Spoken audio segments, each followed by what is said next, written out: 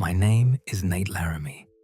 I am 32 years old, and I am a geologist based out of Flagstaff, Arizona. 6 days ago, I returned from a field survey on the Navajo Nation. 2 weeks in the backcountry, mapping rock formations and collecting samples, sleeping in a tent under stars so bright they seemed to burn. I was warned before going out. One of the tribal liaison officers, a man named Henry Begay, told me to stay on the marked survey routes, to return to base camp before dark, to never, under any circumstances, respond if I heard someone calling my name in the wilderness. I smiled and nodded, assuming it was superstition. Local folklore meant to scare outsiders. I was a scientist, a rational man who believed in evidence and logic. I do not believe in logic anymore. Something followed me home from the reservation, something that watched me for 2 weeks in the backcountry, learning my voice, learning my habits, learning everything it needed to know to wear my life like a stolen coat. And now it knows my family. The field survey was supposed to be routine. I had been contracted by an energy company to assess potential drilling sites in a remote area of the reservation, near a place the locals called Bitter Spring. 2 weeks of solitary work, hiking through canyons and mesas, doing the kind of methodical labor that I had always enjoyed. The first week went smoothly. The weather was good, the terrain was manageable, and I saw no one except the occasional rancher or shepherd in the distance. But during the second week, things started to change. It began with sounds, footsteps behind me on the trail that stopped when I turned around, rocks clattering down slopes where nothing was moving, and voices, faint and distant, calling my name from directions where no one could be. I told myself it was echoes, auditory tricks played by the canyon walls. The desert was full of strange acoustics, sounds that bounced and distorted until they seemed to come from nowhere and everywhere at once. Then I started seeing things, movement at the edge of my vision, shapes that vanished when I looked directly at them, shadows that fell in the wrong direction, the sense that something was watching me, following me, studying me from just beyond the range of sight. I remembered Henry Begay's warning: do not respond if you hear your name. Do not acknowledge anything that calls to you from the wilderness. I had dismissed it as superstition, but alone in that canyon, with something moving in the shadows and voices calling from the rocks, the warning did not seem so foolish anymore. I finished the survey 2 days early, packed up my camp, loaded my truck, and drove out of the backcountry as fast as the dirt roads would allow. I did not look back, did not stop until I reached the paved highway that would take me home to Flagstaff. I thought I had escaped whatever was out there. I was wrong. I arrived home late on a Saturday afternoon, exhausted from the long drive and the stress of the past 2 weeks. My apartment was exactly as I had left it, quiet and familiar and safe. I showered, ate, and called my mother to let her know I was back. She was happy to hear from me, asked about the trip, invited me to Sunday dinner at the family home. I agreed, grateful for the normalcy of the conversation. That night, I slept poorly. Dreams of the canyon, of something following me through the darkness, of voices that sounded almost like my own, echoing off the rocks. I woke several times, certain I had heard someone calling my name, but the apartment was empty and silent. The next morning, I drove to my parents' house for dinner. My mother greeted me at the door. My father shook my hand. My sister Megan hugged me and asked about my trip. Everything was normal. Everything was exactly as it should be. But something felt wrong, a subtle dissonance that I could not identify. My family looked right, sounded right, acted right. But there was something in the air, a tension that had not been there before, a feeling of being watched from inside the walls. During dinner, my father asked about the survey. I started to describe the work, the terrain, the geology of the area. But as I talked, I noticed something strange.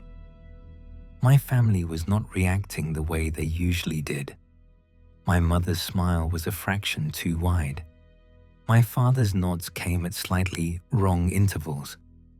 Megan's questions seemed rehearsed, as if she was saying lines instead of speaking naturally. I stopped mid-sentence, looked at my family, really looked at them. For just a moment, less than a second, I saw something behind their eyes, something cold and observant, studying me the way a predator studies prey. Then it was gone. My mother laughed and asked if I was feeling okay. My father suggested I was probably just tired from the trip. Megan rolled her eyes and called me dramatic. I finished dinner in silence, drove home in a daze, sat in my apartment, trying to convince myself I had imagined everything. I had not imagined anything. The first undeniable sign came 3 days later, on a Wednesday evening. I was sitting in my apartment when my phone rang. The caller ID showed my mother's number. I answered, expecting her usual check-in call. But the voice on the other end was not my mother. It sounded like my mother. The tone, the cadence, the slight accent she had never lost from her childhood in Texas. Every element was correct. Every detail was accurate. But something was wrong. The words were slightly off. The pauses came at unnatural intervals. The laugh that punctuated her sentences was hollow, mechanical, like a recording played at the wrong speed. I asked if she was okay. The voice said yes, everything was fine. She just wanted to check on me, asked about my work, my health, my plans for the weekend. Then the voice asked if I had enjoyed my time on the reservation, asked if I had found anything interesting out there, asked if I had heard anyone calling my name. I hung up. My hands were shaking. My heart was pounding. I told myself it was a bad connection, a technical glitch, something that explained the wrongness in my mother's voice. I called her back. This time, she sounded normal, confused by my questions about whether she had just called me. She said she had been gardening all afternoon, had not touched her phone in hours, but someone had called.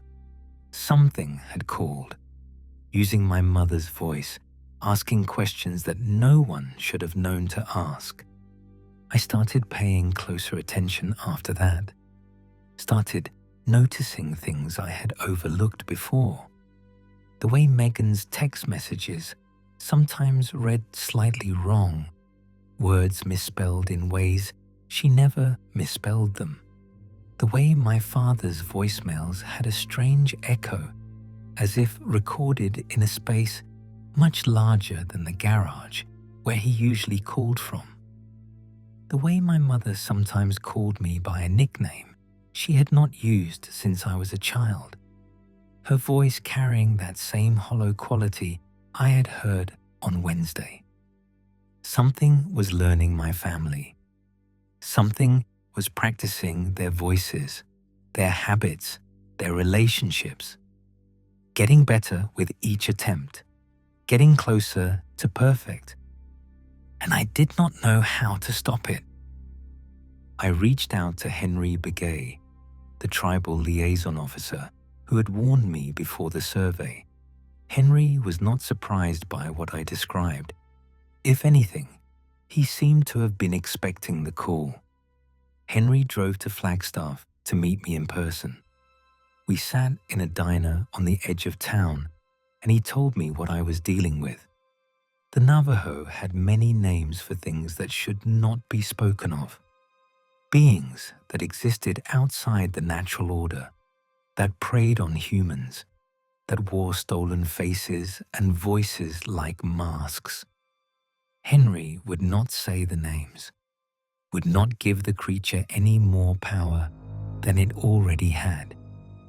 He said the thing I had encountered was old, older than the reservation, older than the tribes, older than anyone knew. It lived in the empty places, the deep canyons and forgotten corners where humans rarely went. It watched, it learned, and when it found someone interesting, someone worth following, it attached itself to them like a shadow. The creature fed on identity, on the sense of self that made a person unique. It learned voices first, then mannerisms, then memories. It practiced being its victims until it could replace them entirely. And when it was ready, it took their place in the world, leaving nothing behind but confusion and grief. I asked how it could learn voices from a distance, how it could mimic my family when they had never been to the reservation. Henry's face grew grim. He said the creature did not need proximity. Once it attached to someone, it could see through their eyes, hear through their ears, know everyone they knew. It was learning my family through me, using my memories, my relationships, my love as a roadmap to everyone I cared about. I asked how to stop it, how to protect my family. Henry shook his head. He said you could not stop it, could not fight it, could not reason with it, could not escape it once it had chosen you. The only defense was to never be chosen in the first place, and I had failed that test when I ignored the warnings and went into the backcountry alone. Henry said there was only one thing I could do. I had to cut myself off from my family. Completely, immediately, permanently. If the creature could not use me to reach them, it might lose interest, might choose an easier target. But if I stayed close to my family, if I kept seeing them and talking to them and loving them, the creature would learn everything it needed, and then, one by one, it would replace them. I chose to stay close. I could not abandon them, could not disappear without explanation, could not spend the rest of my life wondering if they were safe. I decided to watch, to observe, to learn enough about the creature to find a weakness. It was the wrong decision. I know that now. But love makes people stupid, makes them believe they can protect the people they care about through sheer force of will. I started visiting my family more often, watching for signs of the creature, for the subtle wrongness that had appeared at Sunday dinner. I tested them, asked questions only the real versions would know, looked for the hollow eyes and mechanical movements that betrayed the mimic. At first, my family seemed normal. My mother was her usual warm, fussy self. My father was quiet and practical, same as always. Megan was full of energy and sarcasm, unchanged from the little sister I had known my whole life. But the creature was getting better. I started noticing things that were not wrong, but were different. My mother's cooking tasted slightly off, as if she had forgotten an ingredient she had used for 30 years.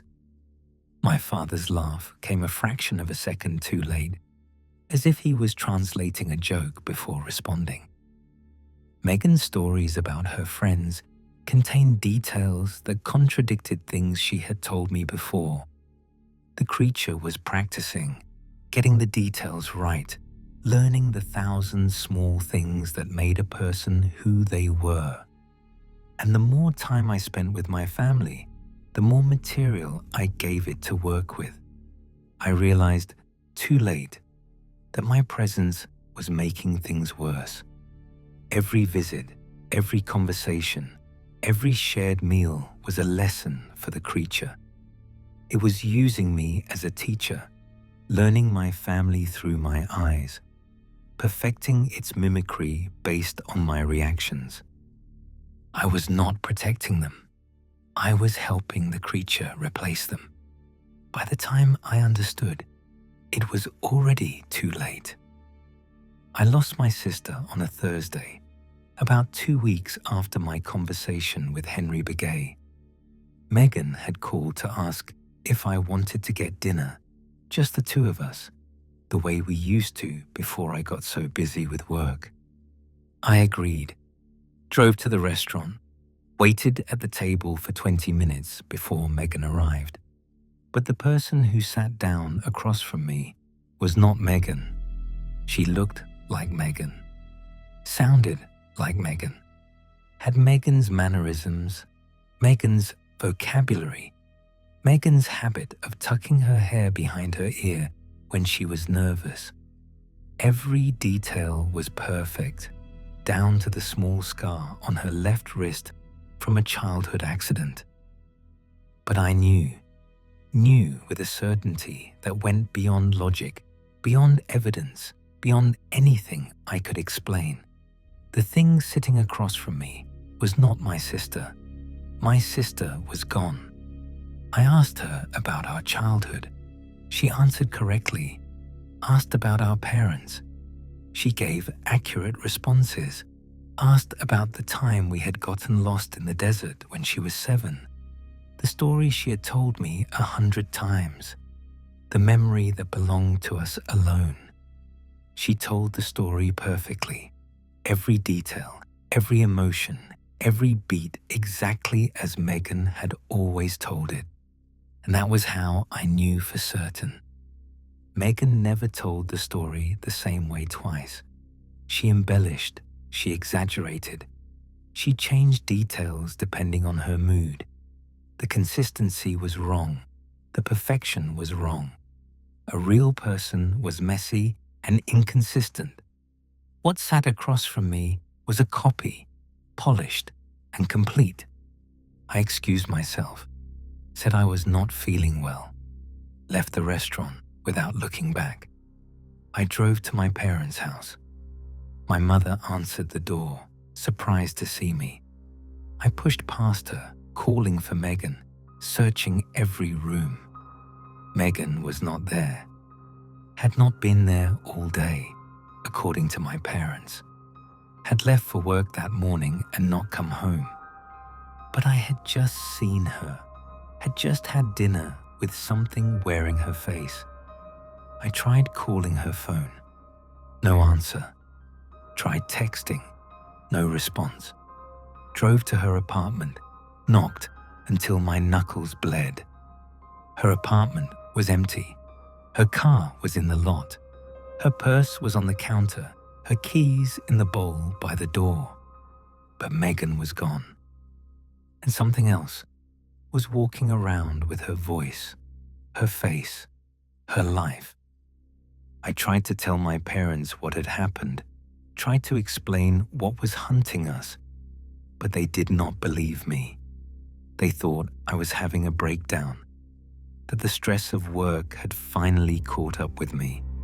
They wanted me to see a doctor, a therapist, anyone who could help me process my delusions. But I could see it happening to them too. The wrongness that had started so subtle was growing more pronounced. My mother's eyes sometimes focused on nothing, as if she was listening to instructions from far away. My father's voice had developed an echo, a faint doubling that suggested something else was speaking along with him.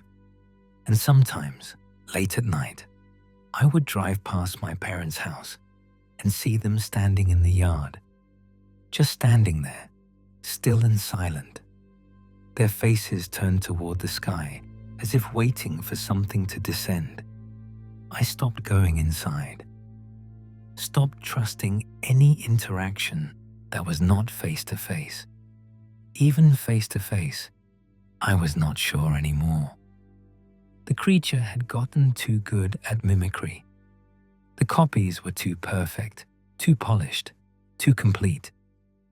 I called my mother one night, listened to her voice, warm and familiar, asking about my day.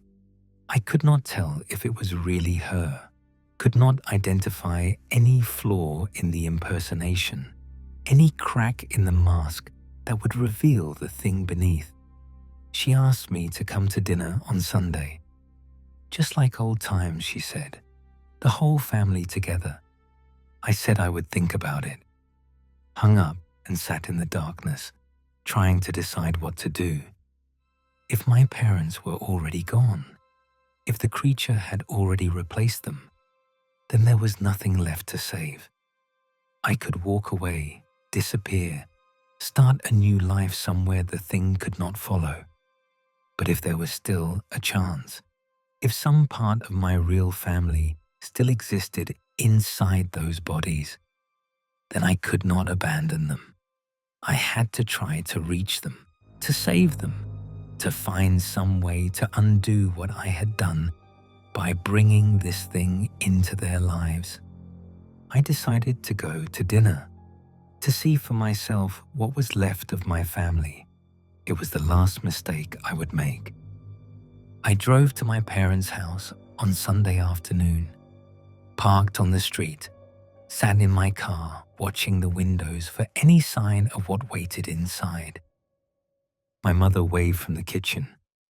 My father was visible through the living room window, watching television. Megan's car was in the driveway, as if she had never disappeared, as if the past week had never happened. I walked to the door, knocked, waited.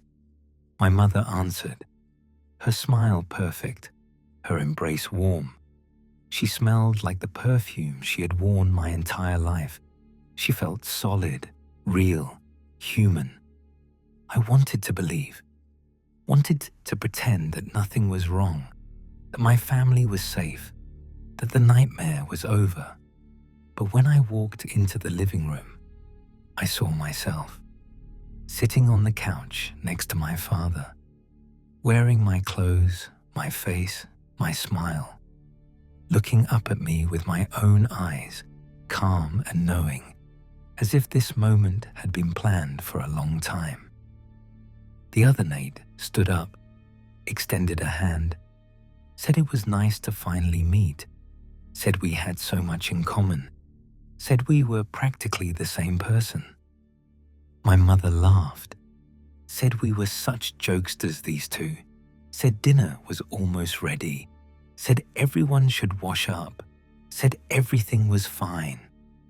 But her eyes were hollow, her movements were mechanical, and when she looked at me, at the real me standing by the door, there was nothing behind her gaze, no recognition, no love, no humanity. They were all gone. My mother, my father, my sister, all replaced by the creature that had followed me home, that had learned their voices through my memories, that had practiced being them until the copies were indistinguishable from the originals. And now there was a copy of me, too, another Nate, ready to step into my life, to take my place in the world, to be me in every way that mattered. I ran, out the door, down the street, into my car, drove without stopping, without looking back, without knowing where I was going. Behind me, through the rearview mirror, I could see my family standing in the yard, watching me go with identical expressions, smiling with identical smiles, waiting for me to come back. It has been 6 days since I fled my parents' house. I have been living in my car, moving from place to place, afraid to stay anywhere too long. The creature is still out there, still wearing my family's faces, still waiting for me to return. I have seen them, glimpses through windows, shadows at the edge of parking lots, faces in crowds that look familiar and wrong. My mother, my father, my sister, all of them searching for me, all of them calling my name in voices that are almost perfect. And the other Nate, the copy that wears my face and speaks with my voice. I have seen it too, always at a distance, always watching, always smiling with that knowing expression. I do not know what they want from me. Henry said the creature fed on identity, on the sense of self that made a person unique. Maybe it needs the original to complete the copy. Maybe it cannot truly become me until it has consumed the real Nate, absorbed my memories and experiences and self. Or maybe it is just hunting me for sport, following me across the desert, letting me run, enjoying the chase before the inevitable end. I have thought about going to the police, thought about telling someone what happened, getting help, finding some way to fight back. But what would I say? My family has been replaced by monsters that look exactly like them. There is another version of me walking around with my face. No one would believe me. No one would help me. I am alone with this thing, alone with the knowledge of what it has done to my family, alone with the guilt of being the one who brought it into their lives. I am so tired of running, of hiding, of listening to voices that sound like the people I love calling my name from the darkness. Maybe it would be easier to just stop, to go home, to let them take me, to join whatever my family has become. If you ever find yourself in the backcountry, in the wild places where humans are not meant to go, listen to the warnings, the old stories, the superstitions, the rules that seem foolish and arbitrary. They exist for a reason. Do not respond if you hear your name called from the wilderness. Do not acknowledge anything that speaks to you from the shadows. Do not assume that the voice you hear belongs to someone you know, even if it sounds exactly right. The things that live in the empty places are patient. They watch, they learn, and once they have decided to follow you, there is no escape. The creature is still out there, still wearing my family's faces, still living their lives, still waiting for me to come home. I do not know what will happen when I stop running. Do not know if there is any way to fight back, any way to reclaim what was taken. All I know is that I cannot trust anything anymore. Cannot trust the voices on the phone, the faces at the door, the people who claim to know me. The creature is too good at mimicry, too practiced at being human. I have been parked outside my parents' house for the last hour, watching through the window as my family eats dinner together. They look so normal, so happy, so exactly like the family I remember. I can see myself in there with them. The other Nate, sitting in my usual place, laughing at my father's jokes, helping my mother clear the dishes. Part of me wants to go inside, to join them, to pretend nothing has changed, to slip back into the life that was taken from me. Part of me knows that if I walk through that door, I will never walk out again. The thing that wears my mother's face is looking at the window now, looking at me, smiling. She beckons for me to come inside. I'm so tired of running, so tired of sleeping in my car and eating gas station food and jumping at every shadow. So tired of being alone with the knowledge of what I have lost. My father has joined my mother at the window. My sister too. All of them smiling, all of them waving, all of them calling my name in voices that sound exactly right. The other Nate is there as well, standing behind them, watching me with my own eyes, waiting to see what I will do. I reach for the door handle. Maybe they will let me join them.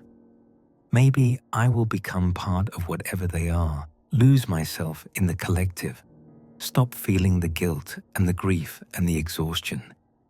Maybe that would not be so bad. The door opens. My mother's voice drifts across the yard, warm and familiar and full of love. She says dinner is getting cold. She says everyone is waiting. She says it is time to come home. I step out of the car. I walk toward the house. And behind me, in the empty street, I hear something that might be my real mother's voice, faint and far away, begging me to run. But I am too tired to run anymore. The door opens. My family smiles, and I step inside.